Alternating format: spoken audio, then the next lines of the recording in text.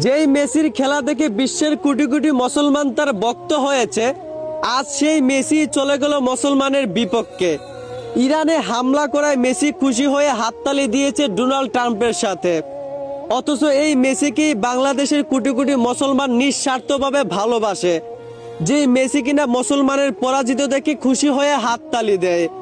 আসলে এই মেসি একটা সময় আমারও ফেভারিট প্লেয়ার ছিল, কিন্তু এই দৃশ্য দেখার পর সে আমার মন থেকে উঠে গেল।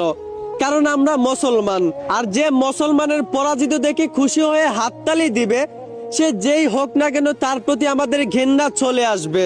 একদিকে নেইমার, রোনালদোকে সবাই ট্রল করে, অথচ তাদেরকে সবসময় ইসলামের সাথে দেখা যায়। আর এই মেসিকে যাকে কোটি কোটি মানুষ নিঃস্বার্থভাবে ভালোবাসে, সেই মেসিকেই আজ মুসলমানের বিপক্ষে দেখা যাচ্ছে। আসলে আমরা বাঙালিরা কখনো বিবেক দিয়ে কাজ করি না।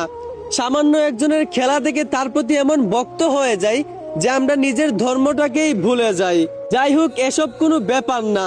কোনো খেলোয়াড়ের হাততালিতে মুসলমানের বিজয় আটকাবে না। ইনশাল্লাহ ইরানের বিজয় হবে।